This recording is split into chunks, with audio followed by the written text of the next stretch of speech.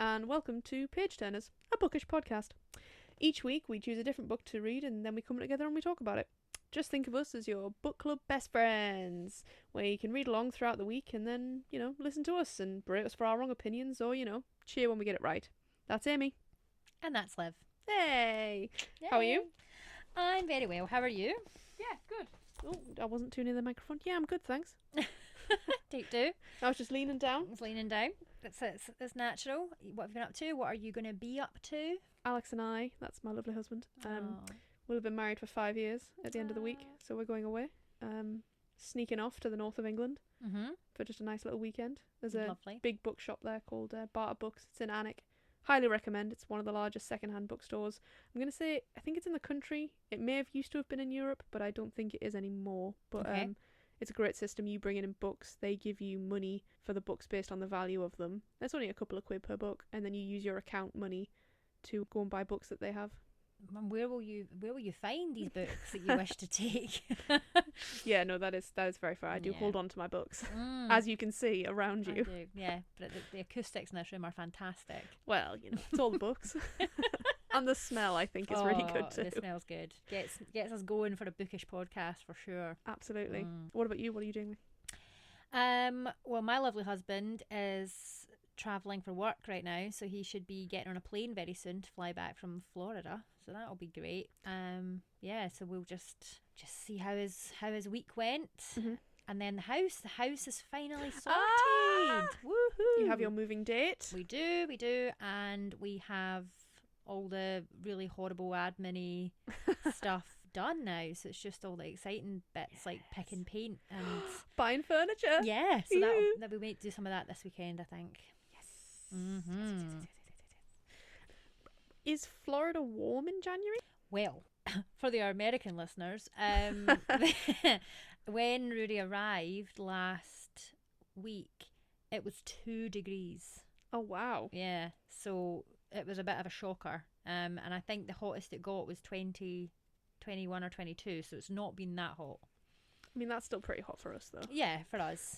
But I think America and some bits are under like 3 feet of snow. So it's been some crazy weather. Yeah, no, I think I've been hearing things about like ridiculous minus 40s or something. Yeah, there's been some clips of like NFL players, like the Chiefs played, or was it the Chiefs? Or the Dolphins played someone, and it was like freezing temperatures. So yeah, it is. I think it's been pretty intense. But he said Florida, he's got friends there and things that work in that office, and they're like, this is unheard of. Oh well, not going to Florida in January again. No. What are you reading at the minute? I am reading, as I look at my Kindle app, A Dream So Wicked by Tisonia Odette. Oh, which is a beautiful name. I know, so lyrical. And it is a Sleeping Beauty retelling with Faye. What a classic. That's great. And it's Maleficent Briar Rose is the relationship. Oh, yeah. Maleficent's the male main character. Oh, so it's not sapphic. No. Because I was like, oh, and then no, it's not. Oh, it's a bit disappointing. Look, it will, sad. She's like, I keep imagining him with horns, and because of this plot device, there's like a dream sequence bit. And I'm like, oh, I wonder why that could be. Yeah. Ooh, just rack my brains. Yeah, but it's very cute, very easy to read. And when you are on your own in a house of an evening with like horrendous stormy weather outside, I don't want to be reading about murderers and like... Yeah, that is very true, yeah. Self-preservation, if anything. Yeah, it is. It's like a hug, so I'm loving it. What about you? I have just started, I'm a couple of chapters into What the River Knows by Isabel Ibanez. I'm really excited for this. I mean, look, it's The Mummy. We've already discussed off pod how much we love The Mummy. Personally, Mummy Returns is one of my all-time favourite films. The Mummy is great, and it would probably be in the top 5, but for me, Mummy Returns, just getting to see the flashbacks of Rachel Weisz. Yeah. Oh, so good. It's a gorgeous cover. It is as I turn around away from the mic, just hit myself in the face. Really nice. I'll let you know Please do. how Mummy inspired it really becomes. What's so but I'm loving it already. I mean, I'm only a chapter in, but still great. Nice writing style. Yeah. I'm ready for it. I'm ready to go back to Egypt. Oh yes. Should we get into it? Let's do it. So this week we are reading Divine Rivals by Rebecca Ross. Yes. Which that's got quite a big presence online, right? I mean, it's not something that I had been like, I've not heard of this book before. Yeah, it came out in like November. No, it didn't. It came out maybe like mid last year. Yeah, I think so. Sorry, I'm thinking of the sequel which just came out. Yeah. Boxing Day, didn't it? Yeah. So I think has it been a year or has it not been a year? I don't remember. Anyway, I don't know. Hats off to these authors. Like they absolutely churn these books out. I think it's because they're written, then you query, so then it still takes a couple of years. So I suppose what are they going to do query during querying / during editing, etc. But write another book. Sorry. Yeah, and then get that kind of sequel ready to go. Yeah. Is this a duology? Yes. It is. Okay, that's fine. No, it is not a trilogy, which means we can read Ruthless Vows and have everything hopefully tied up with a nice bow. And we don't have that second book slump that sometimes we find. Not naming any names, Serpent no. and Dove. Sorry, Shelby. Yeah. Let's talk about the plot and the setting. Let's do that.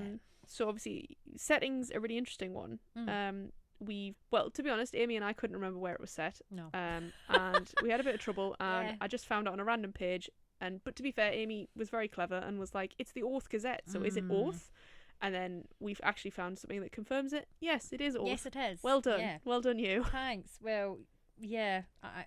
I thought Gazette, right? It's probably where the newspaper relates to. But yeah, it's an interesting one because we've got historical fantasy romance. Yes. Yeah, historical fiction, fantasy, romance. Absolutely. Yeah. So we are set in an ambiguous world, ambiguous time. Yeah, there is no real the vibes we get, we've spoken about this, the vibes we get is very much our world, but with some magic. Magic doesn't seem to be a huge driver of the plot. No, and it's weird. It seems known to some, but not to others, like a la the magic typewriters. Yeah. The magic we get with sending the letters and stuff. Yeah, but none of the characters can harness magic in the sense of powers. No, well, other than our two warring gods. Yeah, but this kind of the mortals. Yes, they're not magical. No, it's a good trope to not find. The classic agree. if it was any other book, if it was that particular trope of book, Iris would have hidden powers upon which she either couldn't talk about or they would just laying underneath her before. And they would be like the most ultimate of hidden powers, powers that no one ever could conceive of having, or powers that nobody would ever be allowed to talk about. Blood magic. Yes. Yeah, of course. Yeah. Hey, look, I'll lap that shit up. Oh, me too. All day, every day. Copy paste. I'll read it again. Oh man, but if you can you truly love something if you don't hate it a little bit as well? Absolutely. And that is the burden of, I feel, fantasy romance readers. Like, so true. We know the issues, but we love it just. Yeah. Well, that's why tropes are tropes, right? Yeah. Like they become, I'll read enemies to lovers until I'm blue in the face. All day, every day. All day. Give me more of it. Yeah. But yeah, so we're set in Orth, which, and we've spoken. It seems like it's sort of a parallel of our world. Yeah, that's fair to say. Almost like the 90. We got a vibe of a 40-year span of like the 1900s to 1940. But then both of us, clever ladies that we are, were like, yeah, but it's trench warfare, so it's World War One. So does that put us at like the 1910s, the late 1910s? But then fashion-wise, we could be a bit later. So what Rebecca's done, I think, is cleverly made it so that it's not obviously any one time. No, because I think you don't want to get to that point where it's like, oh, who's Mittler? We're not going down that road. Like, for a second, I genuinely was like, who is Mittler? And then I realised you've just taken Hitler and put an M at the front of it. It wasn't even clever what I did. I'm not an author, by the way, spoiler alert. But if you were, we'd love to hear these books about Mittler. Yeah, that'd be me making a fantasy romance nod to World War II. She hasn't done that, and I think that works very well. She's took little bits, so you still get I still very much felt like, oh, this is like wartime setting. Yes, right? I get that feeling, but there was nowhere where I thought, oh, that's a nod to that. Yeah, no, there was definitely. I mean, actually, I'm not really a huge World War buff, to be fair. I knew about trench warfare, and I knew that was World War One, or more used in World War One. But like, even if she had put something in that was a bit of an Easter egg, I'm not sure I'd have picked it up. Okay. So if there's anyone listening that is a big World War One or World War Two buff, you might pick it up. Let us know. Yeah. Tell us if there is anything where she does do something that's very, very specific to either of them. Yeah, no, it could be. I guess the only other thing would be air raids. We get a little nod to that, don't we? Yeah, the sort of the siren system. Yeah. Yeah. Great. Yeah, it's a good idea. Yes. Tell us what you thought about the settings and the world building, Amy. Well, I thought the idea was great. Yep. And the potential was huge.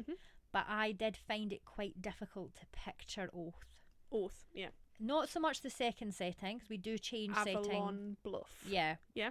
We change setting pretty quickly, I would say.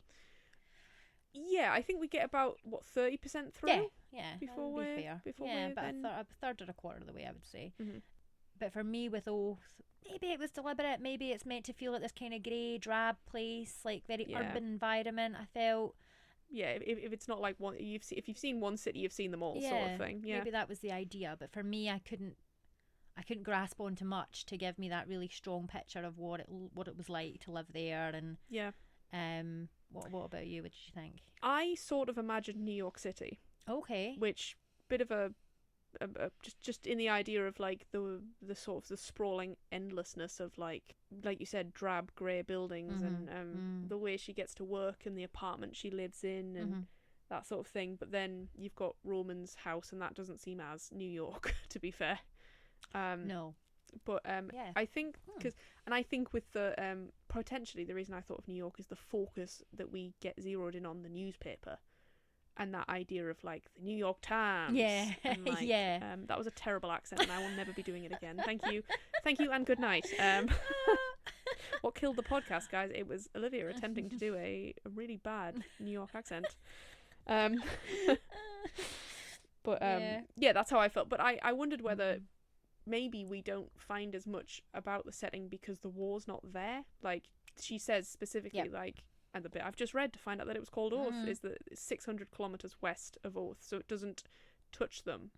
And then maybe we find more about Avalon Bluff because it is more countryside, it is more rural, it is then more racked by the war. It's been touched by the war, whereas Oath is like this kind of, maybe its idea is it could be anywhere. Yeah. Because it's ignorant to what's going on the front line. Yeah. Oh.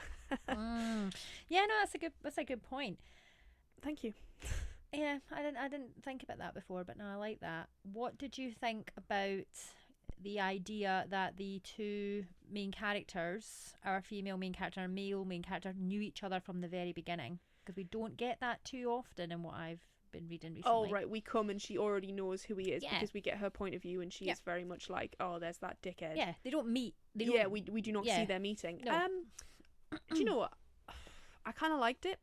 It you get jumped straight into oh hello, I'm Iris Winnow, or sod that's gone. The rivalry's already there. We already slap bang straight into this like rivals element that I personally very much enjoy. Me too.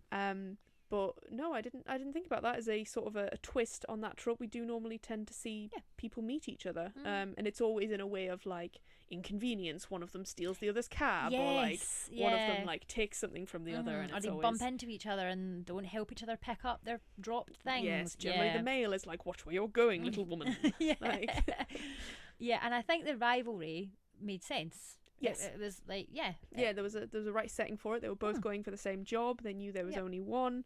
If anything, the boss Zed, whatever he's called, instigates the rivalry because he knows that there's only one position for them, and he sets them against each other so that he can try and get the best, I guess, from them. Like absolutely, that element of competition. But plot wise, oh, actually, before we even talk about the plot, let's talk about the gods, I suppose. We could split this a bit more in character, but I feel like it's quite pivotal to the plot. I think so.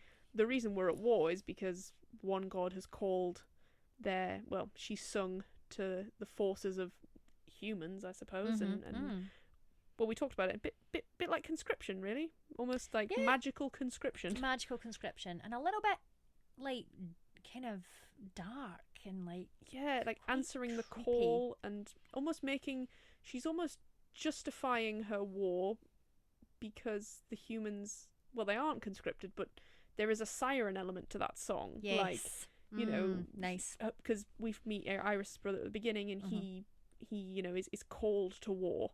Yes. That element of propaganda with it, but magical propaganda. That was, really, really cool. I like the idea of that. It was almost like propaganda that was inherent, wasn't it? Like he felt it himself that like, oh, I feel quite self-important because I've heard the call and I have to follow that song into battle. So a romantic notion, but then also horrible. Well, yeah, I suppose to be honest, puts us back in World War One territory again with the romantic element of like, we'll be home by Christmas, or we're doing it for the country, and sort of pro patria more. It's a sweet and honourable thing to die for one's country. Oh, bit of Wilfie on. Wilf gets a shout out. He listens, top listener. Him and Tyson Fury. Throwback to episode 1. What an eclectic mix. I know, we've got such a wide-reaching audience. So true. Moving on. So we have a War Between Gods. We have... we've got Dacre. That's how you're saying it? Yeah. Dacre? Dacre? I think Dacre. I think Dacre's... Dacre. Do you know what? People will tell us. It's that fantasy thing all over again. We're going to have it again when we try and figure out what part of the sirens are called. We don't have the pronunciation guide at the start, do we? I don't think so. No, I don't think so. Yeah, there was no map, there was no pronunciation guide. So come on. Disappointed. We need that, Rebecca. You have to get Rebecca. We'll have to get on an interview with her to see what she actually, how she pronounces things. Yeah. And he just seems like, well, throughout the novel we get like more and more told about them. And he seems like he lives in hell and has a bunch of demons. Yeah. That's the vibe I got. So the underling realm. Yes. Oh, thank you for remembering that. I have it written down. I just don't. Looked at it there. I do not have it written down. Yes. But so he's basically hell and she's basically an angel. Like he's the devil, she's an angel. Like if we're dumbing it down for is it meant to be like Hades style, do you think? Well, he did desire her and but see, personally, and I think you'll probably agree, the Hades and Persephone myth seems definitely one-sided. Like it seems written wrong. Like I prefer my Hades and Persephone myth to be that they both desire each other and that they're really happy and in love, a la Lore Olympus. Yes. Not this sort of like, well, Hades Town the musical, which is great, but or the actual original myth where you've got Hades who tricks her and keeps her there against her will for 6 months of the year. It's less fun. And I don't even know how many Hades and Persephone retellings we've had out recently. Oh, they're so good though. So good. But they're all pretty similar, right? Blue in the face, as we said. He wants her. She's like, you're a bad guy. I'm not into it, but I'm really into it. Oh no. Well, oh god, look at how you. terrible. Yum. Look at you, you're blue. Yeah, I don't know, but I did feel there was an interesting element there because it's not so much a war of, I get there is a conflicting ideas, but he almost is like hurt, isn't he, by what she did? Yeah, is this, speaking to most wars start from a hurt man's ego, but is this actually, is that the only reason we're doing this? Yeah. Very true, because we get the story where she goes to the underling realm. Thank you for getting the right words there. And because he threatens the humans, doesn't he? He threatens he's going to kill the humans if she doesn't come. So she goes down and then she plays his court to sleep. And then she runs away. And then we're to believe that he's only just woken up and started to wreak havoc, hence the war. Excellent. Yeah. Oh, nailed it. I know, so good. So we have this in the background and we have our two main characters. So do we want to talk about characters now? We can skirt over them briefly, but I think we maybe talk about character in the next bit. Okay, that's what everyone knows us for, I know. we have a very clear system. So we have our two main characters. We have the rivalry at the newspaper, and then we have something very tragic happen to our female main character. Yeah, we can talk about that. Her mother dies, and I didn't see it coming, and I normally see that sort of thing coming. It took me so much by surprise. I agree.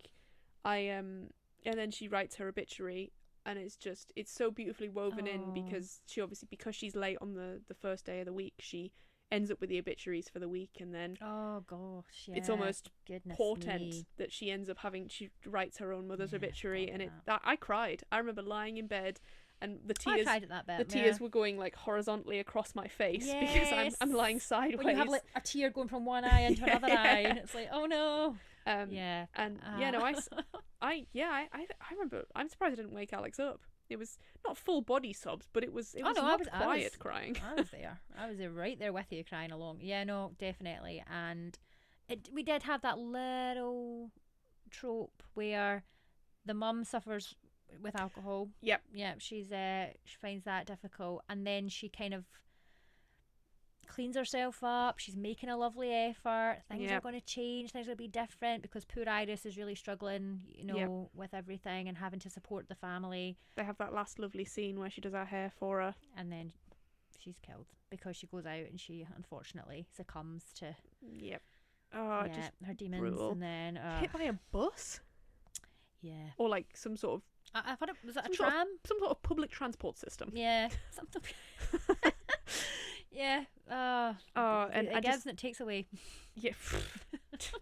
Helps us get away, but also kills our alcoholic mothers. I mean, it's there. I know. Yeah. So we had that very sad plot point. That's almost the turning point of the book. I think we have the first third where it's really setting up their relationship, setting up the war. Iris has not heard from her brother, but is talking to someone else. Who we've not discussed this, but we could probably do. But he knows it's her, but she doesn't know it's him. And yeah, then we get Iris going off and becoming a war correspondent. Yeah, which I loved, to be fair, right? And then getting to go to the front, and Roman follows her, and when he walks across the field during the siren. Yeah, so it's the second sort of siren. What? Go on then. Let's each try and pronounce it. Go for it. Commit. Ethereals? Ethereals? I don't know, but yeah. Let us know. When I was reading it, I just skipped right over it. Classic fantasy. Didn't even register my brain as a word. I was just like. You said it earlier before we started recording, and I was like, what? Yeah, like what? I don't recall that. I don't remember that word. But yeah, that is it's a great scene. Yeah, it is a great scene. And then I suppose we could talk about the running, which you hate. I did hate it. So we do have a subplot, and I get it. There had to be an element of bringing the two characters together and having them come to have a mutual goal. And Roman is very into running for his mental health. I'm kind of getting that vibe. He's so forward. And then so forward thinking. Yeah, exactly. In the 40s, maybe. And then he tries to encourage Iris to come with him and run up this hill. Why? I've forgotten why. I don't know. And to be honest with you, I didn't like it because I totally understand the need for something like that, but why not get them to do an article together or something that we've got some knowledge of previously to this? Why are we just bringing in a running subplot out of nowhere? Yeah, it's a little contemporary, to be fair. Yes, it's a little contemporary in a historical fiction, and I'm not a contemporary gal. Not me either. No, but I never thought about why not have them write an article together. I suppose maybe keep their rivalry. Yeah, true. And because she thinks he's followed her to continue that rivalry. Yes. Come on. Get over yourself, love. Why do they never get it? These men do these grand gestures or do these really obvious things, and they're still like, he's a dick. He's only doing that to spite me. It's the miscommunication trope that everybody hates. We hate it. Yeah. So I didn't like the running subplot. Sorry, that wasn't for me. That's absolutely fine. You don't have to. No. You don't have to love every subplot. No. I just felt it was a means to an end. Probably I think it could have been anything. I understand what you're saying about maybe it could have been something a bit more, that we've already been introduced to. Yeah. But or even a nod to the fact that she wishes she could run, or that she wants to run, or she's, there's something there that we can be oh right, okay. Yeah, no mention of it beforehand. Yeah, nothing. Unless, of course, we've completely glossed over it and we've missed that. And yeah, maybe that was there the whole time. Neither of us remembers why she runs, so no idea. I thought maybe it's because she wants to be fit to go to the front, but I think I'm making that up. It could well be that. And to be honest, I hate running so much that maybe I I can't relate. So I would just like, there's no reason that you could give me that I would I would understand. I ain't running for love. No. That's for damn sure. No. All right, characters. So obviously we've spoken a bit about Iris and Roman and Iris's mum. The gods, both of them. Iris's brother, Forrest, plays, you know, what is very much a small role to begin with, and then I suppose and then of course Iris is trying to talk to him for a bit. Yes. And then he sort of falls a bit by the wayside, I think, and she tries to find him or his squad. Well, her idea, I felt like her main motivation, aside from her mum dying and being lost, was that she wanted to go to the front to find him. Yeah. Well, I suppose she hasn't heard from him at all, right? Yeah. So she tries to find him, and then he becomes a bit of a solid player in the last, let's say, 5%. Yeah. Comes into his own. Well, yeah. What did you think about that poisonous gas scene? Did you know it was someone else? Did you know it was him? Or because, I mean, obviously there's a bit where they're running and she loses Roman right at the very end, and then there's a stranger in a gas mask who's pulling her along. She thinks it's Roman. It turns out to be Forrest. I knew it wasn't Roman, and I knew it was someone, and I think the thing at that time was there wasn't many people it could be. Very true, yeah. So I had a feeling it was going to be... It wasn't just going to be Jim Bob Doolally, soldier number 1 from Squad 33. Exactly, yeah, it was going to have to be someone of significance. We're like 97% done here. Like we're building up to the cliffhanger, so who is it? Who could it possibly be? Yeah. But then the other twist of... where has Forrest been? What has Forrest been doing? Forrest has been a naughty boy. He has been, although we think he's fighting for Enva, who we've decided is like the angel. Yes. As you were saying before. He's not, is he? No. So I think from what I remember, his platoon, squad, battalion, I could name all these words and they're probably not right, was attacked. Yeah. And he was, I'm going to say, turned or convinced to fight for Dacre. Yeah. Do we think it's as extreme, his sort of, I'm going to say, his thrall that he was under, is as extreme as what Roman's is? Because Roman, obviously, our last bit with Roman at the end of the book is he's near to death, and then Dacre brings him back, right? Yes. And that gives him a moment, well, I'm thinking some sort of like demonistic qualities. Yeah, I'm thinking, yeah. Do we think Forrest just pissed his pants, like you would, I suppose, if faced against an evil godlike entity, and decided to just jump ship? I think so. I think it might have been a like join me or die type thing. Nice coercion. He didn't have the courage to die. He wanted, obviously, I totally understand it, but coward. Yeah. But he didn't do that thing where it was like, I'd rather die than fight for you. He was just like, I want to live. So a very understandable. Yeah. But you know, I feel like quite realistic, I think. No, very true. I'm sure Iris is going to hold it against him. Oh, big time. Well, she's already held a lot against him already, to be fair.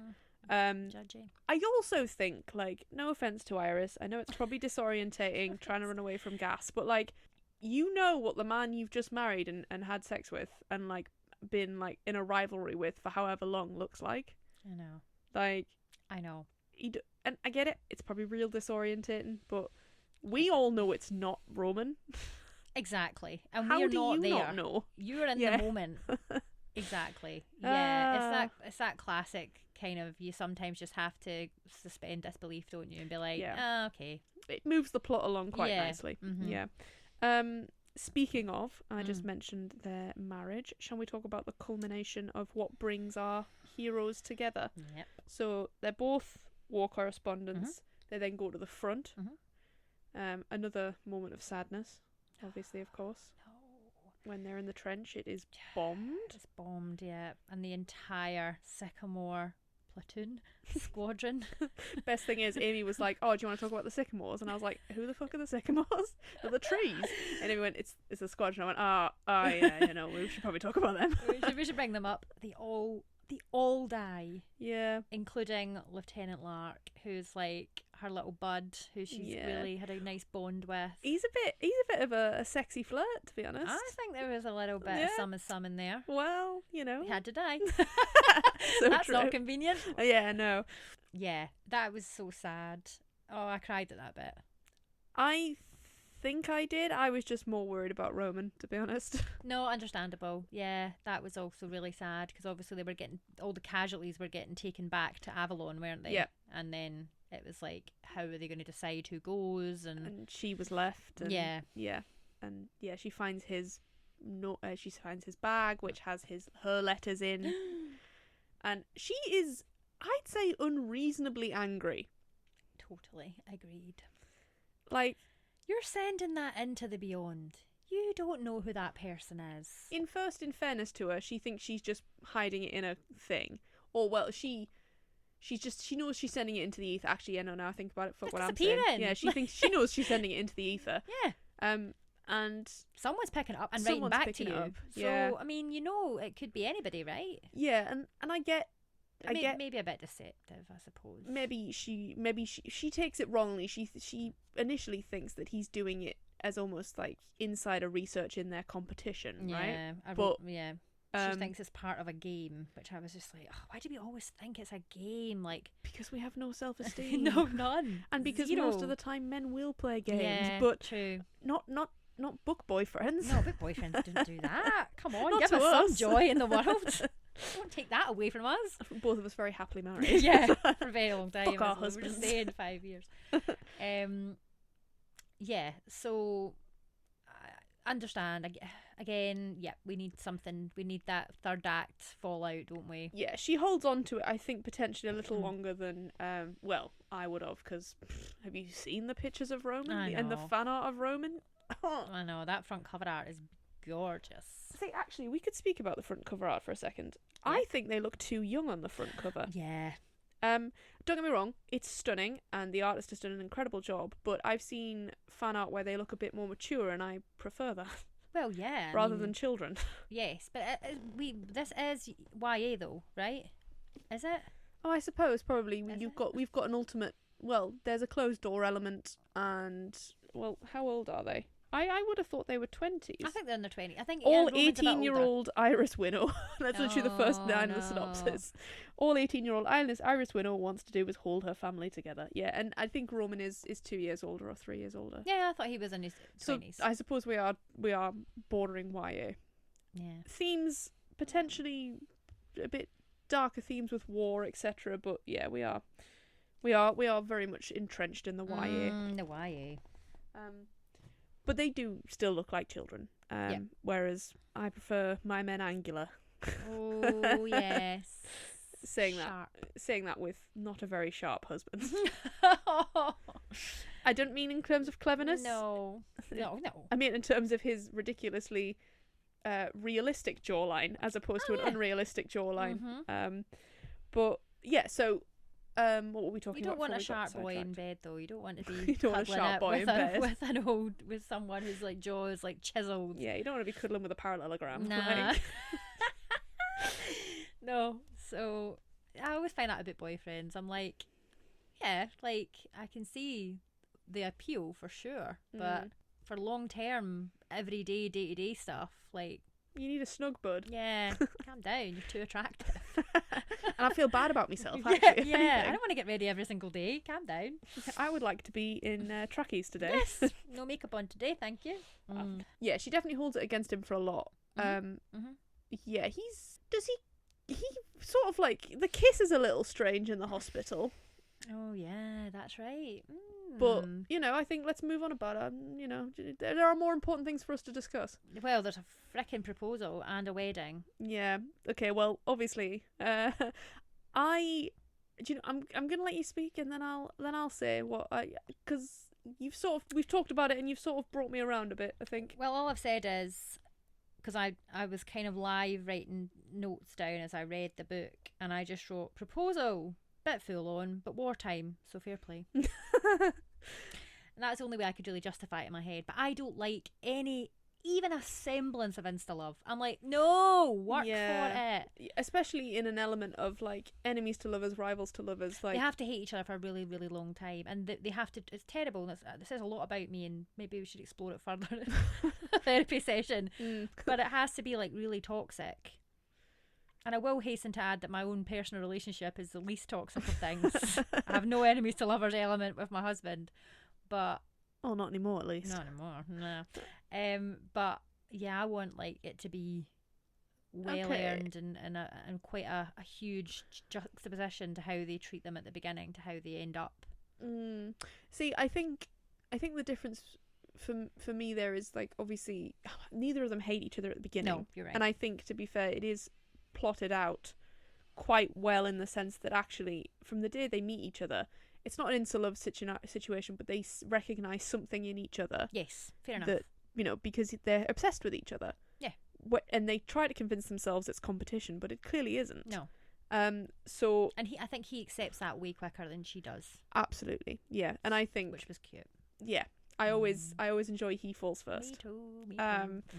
But I think, yes, the marriage is a little full on. Just a bit. But then you wrote down exactly an entire emotional roller coaster in one line. Matt proposal, full on, wartime. I suppose, fair enough. Yeah. And it did happen in real wars. It's happened in books that I've read with a war setting. I get it. You don't know how long your life's going to be. You nothing's guaranteed in a war, so you maybe just want to get on with it and not have any missed opportunities. So I get it. But I do find that sometimes when you read I could be wrong, I haven't read the sequel, but when you do read a book where the two main characters are then married, that kind of, for me, that chemistry, that sort of will they, won't they, that push and pull goes right downhill, and we don't have as much tension, and therefore it's not as interesting to read for me. Interesting. Well, but I haven't read the sequel yet. Yeah, and no one will ever know because we're not going to do sequels unless we do a big series, but. Yeah, I don't think we're gonna. I'll read it at my own time. Yeah. You won't know what I think about it. You and I will know. We'll discuss it with each other, but you guys will never know. You'll never know. We'll keep a bit of ourselves as enigmas. Yeah, it's a mystery. What does she think about it? Right, yeah. So Forrest, we spoke about him. Let's talk about Marisol and Atty. Yay! The found family. Yeah. So when Iris gets to Avalon, obviously she assumes she has no family because Forrest is no longer. Well, Forrest is MIA. Let's say MIA. Yeah, she writes to the commander or she writes to something to someone, and they tell her that he's somewhere, and then she writes to that person, and then he says something, and then she kind of gives up, to be fair. Then she's a bit I think it takes a while to come through. I think that's why I don't remember that bit of the plot. No. But I'd written Forrest off before, to be honest, before he arrives, so I was sort of like, I thought he was going to be dead. I felt like he wasn't going to be dead, but I did feel like it was just going to be like, she's going to find him and it's going to be okay. Okay, yeah. But like, because it was focused on too much for him to just be dead. Yeah, fair enough. But yeah, if anything, he's a traitor. He's a traitor to oath. Wonder how that's going to go. But yeah, so Marisol is the innkeeper, the B&B lady. Yep. And she's a hard ass. I love her. She's lovely and she's so cute, and I really liked how nurturing she was, but also how really badass. And basically she looks after all the injured. Yeah, and all the war correspondents that come to her, and she insists that they take all the mattresses from their house, and they're all sleeping on pallets. I love that so much. I do enjoy her nurturing behaviours, but I also enjoy the fact that she is a self-proclaimed shit at gardening. Yeah. And how Keegan, her partner, was the god. And she does what she can to keep it going because she doesn't want to, obviously. Yeah, she wants Keegan to return to a at least semi. Because Keegan's fighting as well, isn't she? She is. Yeah. And then you've got Atty, who is Iris's, at the same time, fellow war correspondent. Yep.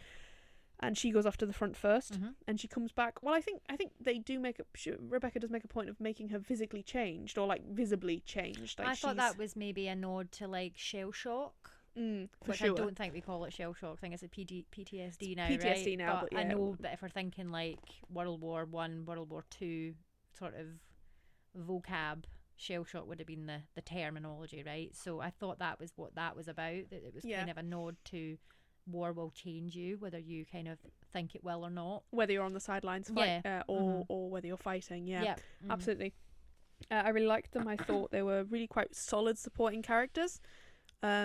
I think we've just we'll probably end up getting a bit more of them in Ruthless Vows. But obviously in a sort of a romance setting, Marisol and Keegan were very nice. Didn't want to leave each other. Wherever they went, really they went. Really lovely.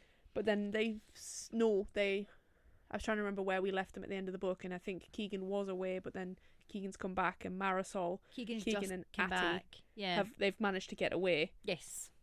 Well, we assume together. Iris is with Forrest. Yes. Roman is with Dacre. Oh God, yeah. And Lieutenant Lark and Atty's mum are in the ground. Iris's mum is in the ground. I'm gonna say, what happened to Atty's mum? Do we think we'll get that kind of classic duology plot device where there is a second romance?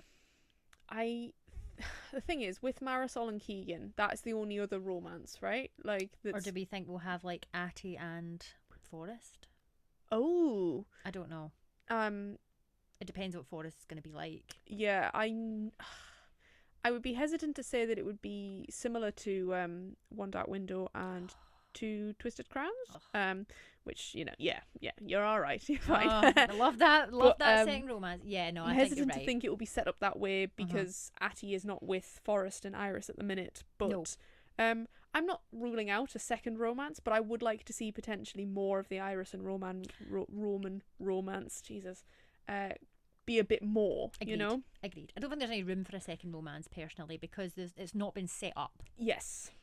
Especially now that they're obviously, technically on both sides. I wonder how Roman's going to be affected. Is it going to be a classic, he's still alive in there and the demon, or there's a demon part of him? Is he under a thrall, so is completely wiped?